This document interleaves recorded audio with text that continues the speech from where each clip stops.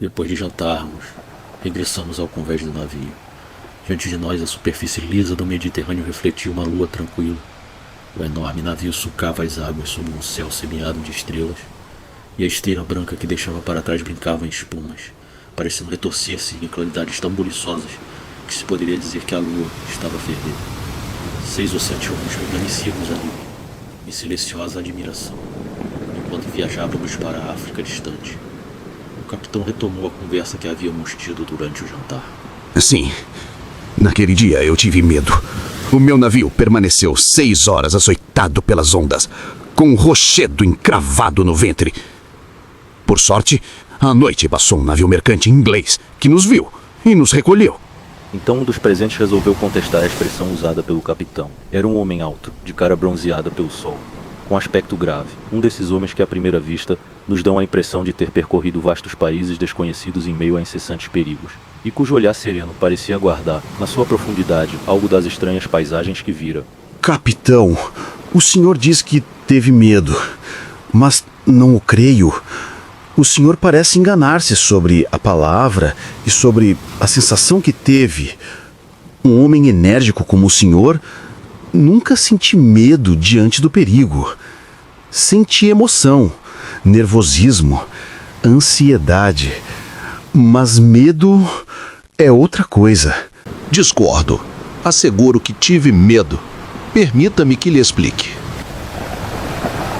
Até os homens mais intrépidos podem ter medo. Mas o medo é algo espantoso, uma sensação atroz, como uma desintegração da alma, um espasmo horrível do pensamento e do coração, cuja simples recordação dá estremecimentos de angústia. Mas quando se é valente, isso não ocorre nem diante de uma batalha, nem diante da morte inevitável, nem diante de nenhuma das formas conhecidas do perigo.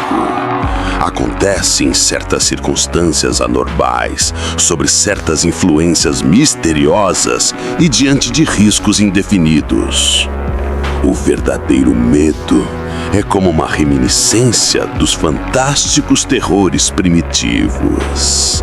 Um homem que acredita em fantasmas e que imagina ver um espectro na noite deve experimentar o medo em todo o seu espantoso horror.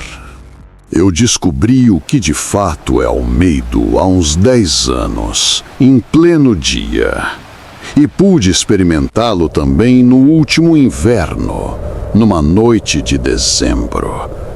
Na verdade, passei já por muitas situações, muitos reveses, muitas aventuras que pareciam mortais. Em certa ocasião, uns ladrões deixaram-me como morto. Na América, fui condenado à forca por motivo de rebelião. Na China, fui jogado ao mar da proa de um navio. Cada vez que me julguei perdido, tomei as minhas decisões imediatamente, sem vacilar e até mesmo sem pensar. Mas isso não é o medo. Observem, senhores, que entre os orientais a vida não conta para nada. Logo se resignam. As noites são claras, órfãos das sombrias inquietudes que atormentam os cérebros nos países frios. No Oriente, pode-se conhecer o pânico, mas ignora-se o medo. Vou narrar-lhes o que me aconteceu na África.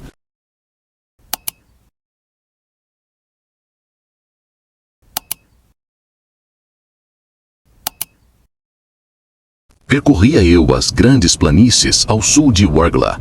É um dos mais estranhos países do mundo.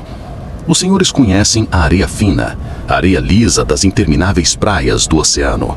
Imaginem agora o próprio oceano convertido em areia, no meio de um furacão. Imaginem uma tempestade silenciosa das ondas imóveis de pó amarelo. Essas ondas desiguais são altas como montanhas, encrespadas como torrentes desencadeadas, mas maiores ainda, e estriadas como a ágata. Sobre esse mar furioso, mudo e sem movimento, o sol devorador do sul lança sua chama implacável e direta. Éramos 2 amigos, escoltados por 8 país, seguidos de 4 camelos com os seus cameleiros. Íamos por aquele deserto ardente sem falar, assolados pelo calor, pelo cansaço e pela sede. Subitamente, um dos homens soltou um grito estrangulado. E todos paramos e permanecemos imóveis, surpreendidos por um inexplicável fenômeno que os viajantes dessas regiões perdidas conhecem bem. Em algum lugar, perto de nós, numa direção indeterminada, soava um misterioso tambor. O misterioso tambor das donas. Soava claramente, ora mais vibrante, ora menos, cessando e logo recomeçando seu som fantástico. Os árabes, espantados, olhavam-se uns aos outros. A morte vem para cima de nós! De repente, o meu companheiro, meu amigo, quase como um irmão, caiu do cavalo, de bruços, mortalmente atingido pela insolação. Durante 2 horas, enquanto eu procurava em vão salvá-lo, aquele tambor, sempre impossível de localizar, me aturdia os ouvidos com o seu ruído monótono, intermitente e inexplicável. Então senti que o medo, o verdadeiro medo, o horrível medo, me penetrava até a medula dos ossos, diante daquele cadáver querido, naquela depressão vergastada pelo sol entre 4 montes de areia. Enquanto o eco desconhecido nos lançava, a 200 léguas do povoado francês mais próximo, o dobre rápido de um inatingível tambor. Naquele dia, eu compreendi o que é ter medo. Mas houve uma outra vez em que compreendi melhor ainda. Perdão, senhor, mas... o que era esse tambor? Não sei. Ninguém sabe. Os oficiais que depararam com esse surpreendente ruído geralmente atribuem-no ao eco aumentado, multiplicado, desmesuradamente insuflado pelas ondulações das dunas, de um granizo de areia que o vento lança contra uma mata de ervas secas, pois já se notou que o fenômeno sempre se produz nas proximidades de pequenas plantas queimadas pelo sol. Segundo essa teoria, aquele tambor nada mais seria do que uma espécie de reflexo ampliado desse som. Mas eu só vim a saber disso mais tarde. Agora vou lhes contar a minha segunda sensação de medo. Aconteceu no inverno passado, num bosque do noroeste da França. O céu estava tão sombrio naquele dia que a noite caiu 2 horas mais cedo. Era meu guia um camponês que caminhava ao meu lado por uma trilha estreita numa floresta de abetos. O vento arrancava dessas árvores uma espécie de alarido. Por entre as copas das árvores, eu via as nuvens que corriam, como que fugindo de um cataclismo. Às vezes, ante uma forte lufada de vento, todo o bosque se inclinava no mesmo sentido, com um gemido de sofrimento, e o frio invadia-me, apesar do meu passo rápido e da minha grossa roupa de lã. Tínhamos de chegar à casa de um guarda florestal para jantar e dormir. Não estava muito distante. Que dia triste! O guia me falou sobre as pessoas para cuja casa nos dirigíamos. O pai havia matado um caçador furtivo 2 anos antes e desde então andava preocupado, como que atormentado por uma lembrança. Os seus filhos moravam com ele. Quando a noite chegou, a escuridão tornou-se profunda e eu não via nada ao redor de mim. As ramagens de todas as árvores, ao agitar-se, enchiam a noite de um rumor incessante. Afinal, vi uma luz e o meu guia chamou a uma porta. Logo depois, alguém lá dentro perguntou: Quem está aí? O meu guia identificou-se e a mesma voz ordenou que entrássemos. A cena que vimos é impossível de esquecer. Um homem velho, de cabelos brancos e com um olhar arregalado e fixo, como de louco, aguardava-nos de pé no meio da sala, tendo na mão uma espingarda carregada. Um rapaz guardava a porta com um pedaço de pau. Na obscuridade, percebemos 2 mulheres ajoelhadas. Identificamo-nos, explicamos o motivo de nossa presença ali. E então o velho baixou a arma e deu ordens para que nos preparassem acomodações. Vocês ouviram? Preparem os quartos. Há exatamente 2 anos, numa noite como esta, eu matei um homem. Quando se completou 1 ano, ele veio chamar-me. Esta noite eu estou certo de que voltará novamente, por isso estamos todos intranquilos. Procurei tranquilizá-los o melhor que pude, mas intimamente estava satisfeito por ter chegado exatamente naquela noite e presenciar aquele espetáculo de terror supersticioso. Contei algumas histórias e acabei por acalmá-los quase por completo. Perto da lareira, um desses cães que nos lembram alguma pessoa querida dormia com o focinho entre as patas. Fora, a tormenta açoitava a choupana. Por uma estreita vidraça, eu via passar, projetadas por grandes relâmpagos, as sombras de árvores agitadas pelo vento. Apesar dos meus esforços, aquela gente estava dominada por um terror profundo. Cansado desses temores imbecis, eu já ia recolher-me quando o velho pulou da cadeira e pegou de novo a espingarda, balbuciando com voz trêmula. Aí está!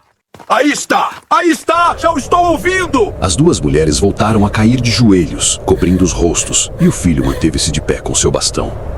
Já ia eu tentar novamente tranquilizá-los, quando o cachorro despertou, levantou a cabeça, esticou o pescoço e lançou um desses ganidos lúgubres que fazem estremecer os caminhantes quando cruzam de noite locais ermos. Todos os olhos se voltaram para o animal, que permanecia como que obcecado por uma visão. O cão pôs-se a ganir frente a algo invisível, desconhecido, espantoso sem dúvida, pois todo o seu pelo estava eriçado. Lívido, o velho gritou: Ele está a farejá-lo! Está a farejá-lo! As mulheres, como loucas, fizeram coro aos ganidos do cão. Um grande calafrio percorreu minha espinha. A visão do animal naquele lugar, naquela hora, no meio de pessoas apavoradas, era algo horrível. Durante uma meia hora o cão ganiu. Um medo espantoso ia me penetrando.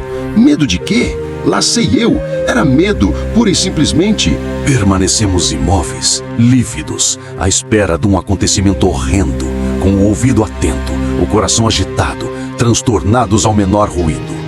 O cão pôs-se a dar voltas, farejando as paredes, sem cessar de gemer. O animal punha-nos loucos. Então, o meu guia lançou-se sobre ele, numa espécie de paroxismo de terror furioso. Agarrou-o, abriu uma porta de trás e lançou-o para fora da casa.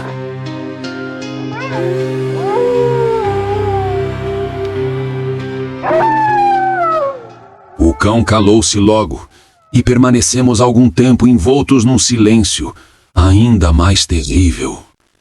De repente, todos tivemos uma espécie de sobressalto.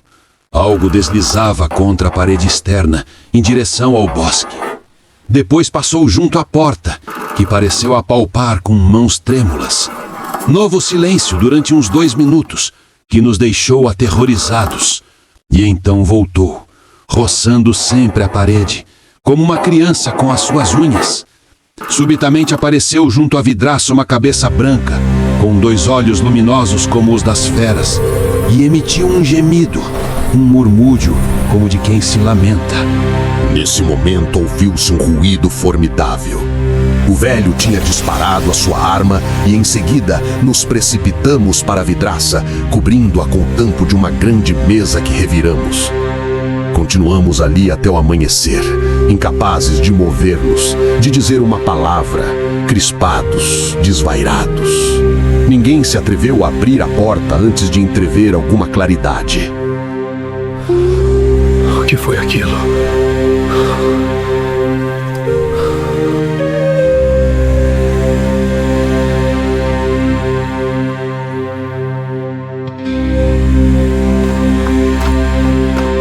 Vamos embora daqui.